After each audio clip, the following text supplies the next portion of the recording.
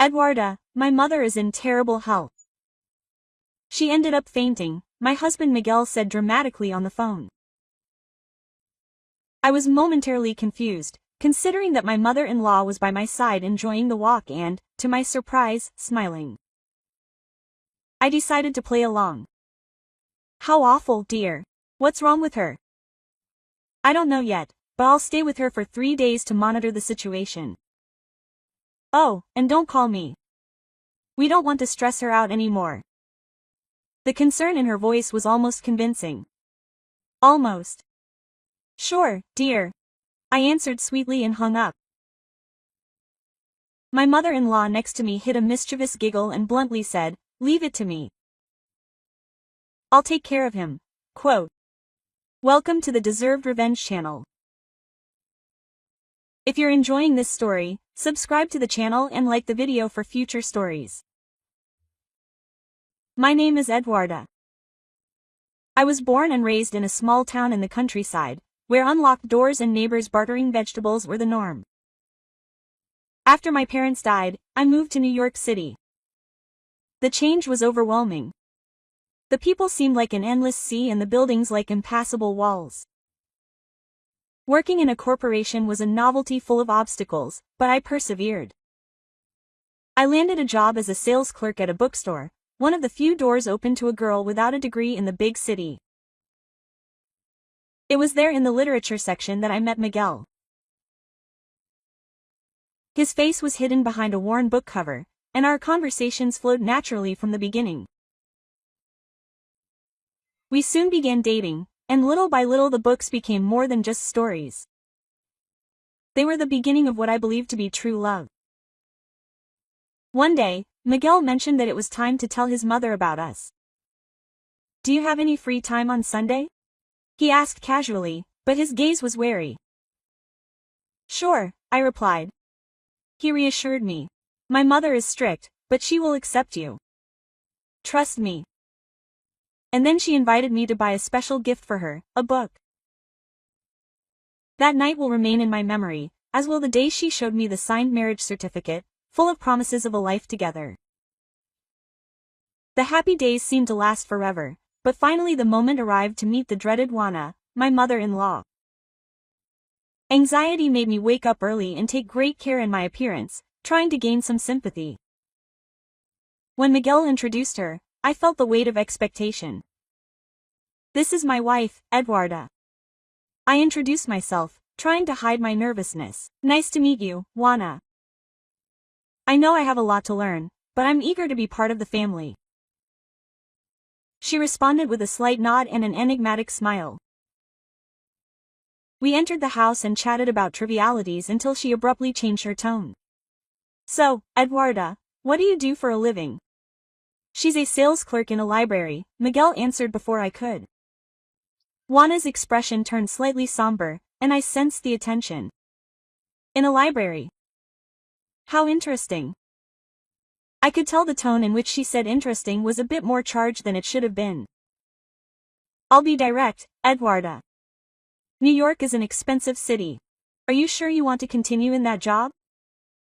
I'm worried about your future." Her candor caught me off guard, but I understood her point. The answer came across firmly. "Yes, Juana. I've worked in very difficult places before, but now I'm happy as a librarian. I find it rewarding to bring joy to people through books." Miguel chimed in supportively. "Books brought us together, and I'm proud of your work." I looked at him, surprised by his protective tone. Juana was still skeptical, but she relaxed a bit. "I raised Miguel alone, so I'm very careful with him. I want you to prove yourself worthy of this love." "Can you count on me, Juana?" I replied with a smile. The tension in the air dissipated a bit, and the conversation returned to a lighter tone. The more we talked, the clearer it became that Juana was a woman of deep ties and strict values. Although she lived in another city and had no plans to live with us, I decided to build a good relationship with her, almost like a secret mission. And it worked. 15 years later, our visits had become a ritual. almost always accompanied by tea and discussions about the books I brought. That woman, who was initially harsh, changed with each book we shared. However, Miguel, who had been an attentive and almost exemplary husband at the beginning, had changed over time. Suddenly, the bouquets of flowers disappeared, the nights of complicity became scarce, and even the small helping hands around the house became memories. He became a shadow of himself, more critical and less present. Miguel's disinterest was palpable, almost mocking. He would leave socks lying around. The laundry room was a mess. And the meals he prepared with such care became the target of jokes or criticism simply because, according to him, they were too healthy. "If you don't like it, do it yourself," he would say. He was like a stranger, cold and sullen. "Hey, Miguel, don't you think you're being a little distant?" I asked, trying to hide my frustration as I looked at the remains of his untouched food. He didn't even pretend to be indifferent. "If you don't like it, don't do it. Besides, think carefully about what you're saying. It's my salary that pays for our life here. You should be grateful." I felt a lump in my throat. Miguel was no longer the man who helped me with the chores, who showed affection. He was a stranger, a cynical stranger. A bitter silence invaded me, swallowing every word I wanted to shout, but the truth never stays hidden for long. Days later I decided to visit Juana for a walk on my day off. As we walked in the sun, the phone rang. It was Miguel. "Eduarda, Mom is terribly ill." "She fainted," he exclaimed, sounding desperate. My mind stopped. Juana, the supposedly sick woman, was next to me, breathing deeply of the fresh air with that look that already anticipated Miguel's theatrics. "Really, what happened?" I asked without taking my eyes off Juana, who was hiding a smile. "I don't know yet. I'll stay with her for a few days." "Don't even think about calling, that would only increase her stress," he said in that piercing tone. I had barely hung up the phone when Juana took my hand and said to me between stifled laughs, "Oh, Eduarda, how embarrassing. My son is a first-rate idiot. Leave him in my hands." I returned home and, as she had instructed, we got ready. And on Tuesday, Miguel finally returned with that same confident smile that seemed to challenge me. "I'm back," he announced without realizing what awaited him. "Welcome back, Miguel. How is your mother?" I asked with an almost innocent expression. He hesitated, but kept a serious air. "It's bad. I'll have to visit her more often, so I might not be here for a while." "Really?" Feigning surprise, I asked, raising my eyebrows. He didn't seem to notice. If he sighed dramatically, "It's important to make the most of the little time we have left together. Do you understand? By the way, do you remember how she never really liked you in the beginning?" I felt a stab of anger, but I held back my smile. With that, Miguel looked down, muttering something irritated as he checked his phone, not realizing that my control over the situation went far beyond what he imagined. Suddenly, I couldn't hold it in anymore and started laughing, doubling over with laughter. His reaction was the icing on the cake. "Eduarda, you've lost your mind. How can you laugh while my mother is supposedly dying?" he shouted, throwing the phone on the couch and advancing on me furiously. I reached out and stopped him. "Calm down, Miguel. There's something you need to see." I walked towards the hallway and I opened the door to the next room. Juana appeared with a smile that expressed anything but illness. "Miguel, my dear, you were talking about me," she said ironically. Seeing his mother standing there, blushing and very much alive, Miguel paled, his mouth half open in society. Juana slowly advanced towards him with a steady gaze, piercing him with the weight of a disappointment that he clearly did not expect. "So, Miguel, what exactly have you been up to these days? Because as you can see, I am perfectly fine." Miguel looked away speechless. His excuses melted under his mother's sharp gaze. "Eduarda, you went against what I said and called her, didn't you? I told you that stress was dangerous, she tried pathetically, pointing at me as if I had any morals. I smiled triumphantly. Actually, Miguel, I was right next to your mother when you called saying that she was on the verge of death. I took out my cell phone and showed him the message history, revealing the exact day that Juana accepted, without doubt, my invitation to the walk. It was as clear as day that Miguel no longer had anywhere to hide. So it was clear from the beginning. I knew you were lying, Miguel. He tried to justify himself without much conviction. But if you two are so close now, why wasn't it like this from the beginning? Juana, you yourself said that Eduarda's salary was low, that she wasn't enough. Eduarda, you've already forgotten, he replied, trying to divert attention from his own mistakes.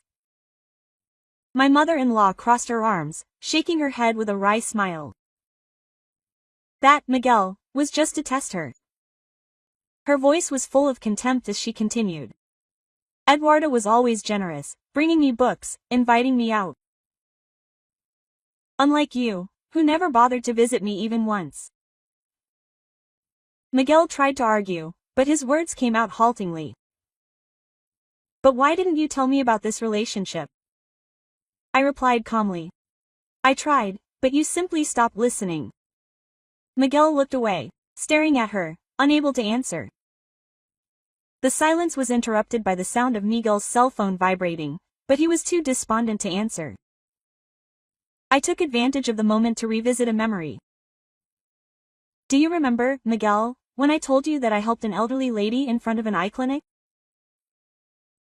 That left such a mark on me that it was one of the reasons I quit my old job.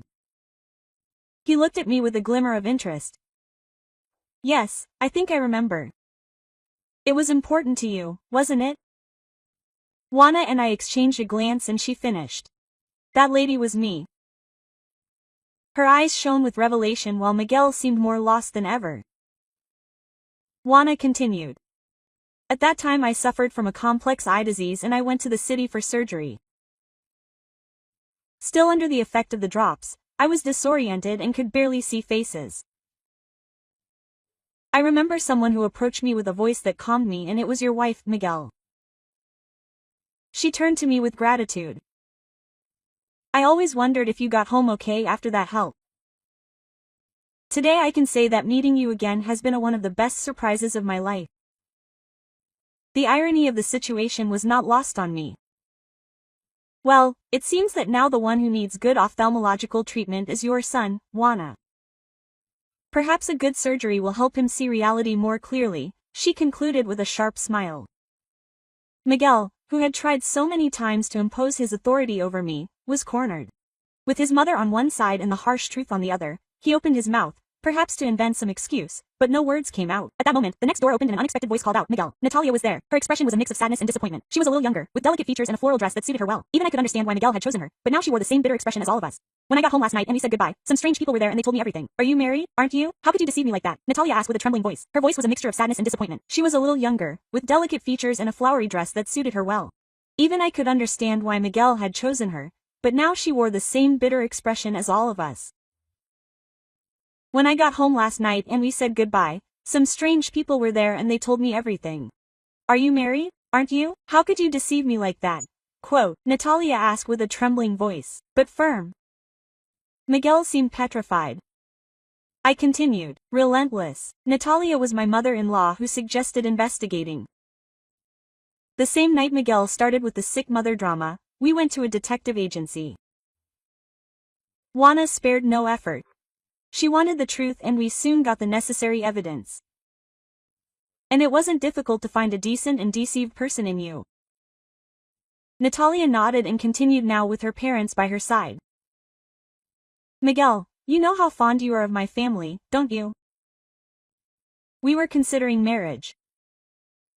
She sighed, giving him a look full of bitterness.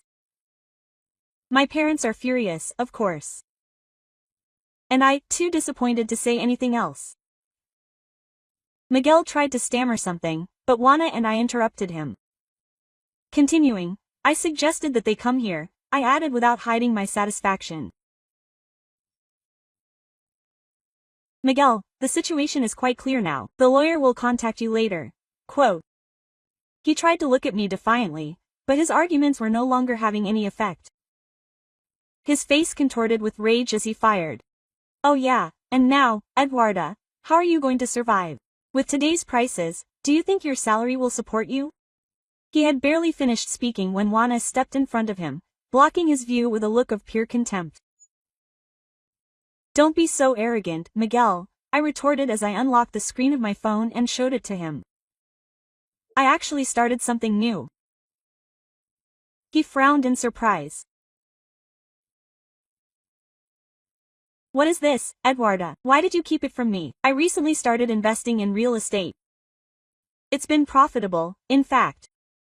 So profitable that the expense of the detective agency was just a detail. On the screen appeared an impressive growth graph with rates and figures that caught Miguel's attention. Juana, who had studied investing and had guided me on this path, had been a valuable mentor. With our combined knowledge, we were earning more than her salary could ever bring in. I gave him a sharp smile. So Miguel, you don't need to worry about my money. In fact, you're the one who should be worrying, because soon you'll be paying alimony and living a much more modest life. Alimony. He let out an incredulous laugh, but soon his gaze wavered. Suddenly, an idea seemed to occur to him and a look of superiority appeared on his face. What a shame, Eduarda. I only regret that in a short time I'll have my mother's inheritance, so I won't have to worry about alimony or anything. Soon I'll go back to my usual life. He laughed triumphantly, without hiding his contempt. Juana and I exchanged a look of exasperation, but it was she who broke the silence with a tone laden with disappointment. Miguel, you are my beloved son, but I never imagined that you would be capable of something so cruel. Wishing for my death for the inheritance. That is disgusting. He sighed and each of his words was a direct blow. Consider that you are disinherited. You can live your life, but without the inheritance. I leave everything to Eduarda. I stood in society, unable to hide my surprise and gratitude. I knew Juana was considering breaking up with him, but I never imagined she would mention the inheritance. Emotional, I felt tears rolling down my cheeks. Eduarda, he continued, his gaze now softer, will you accept becoming my real daughter? Those words filled me with a long-forgotten tenderness, a feeling I had yearned for since the loss of my parents. Are you sure? I asked with a broken voice. Of course, she replied, opening her arms. We will take care of each other from now on. I didn't hesitate. I jumped toward her and hugged her, feeling the warmth that only a mother could transmit. That day, which had started out as the worst of my life, turned into the best. Miguel watched us and his face turned red with fury. He shouted, "This is a farce, Eduarda. That was your plan from the beginning. You approached me for my mother's inheritance and you deceived her." But unlike him, I remained calm and smiled. Miguel, you reap what you sow. I felt as if a huge weight had been lifted from my shoulders. From that moment on, I would live freely next to my real family. At that moment, Miguel's phone began to vibrate insistently. Natalia, with an expression of disdain, handed him the device. Miguel answered, frustrated, but his face paled when he heard an angry voice on the other end of the line. Are you fired?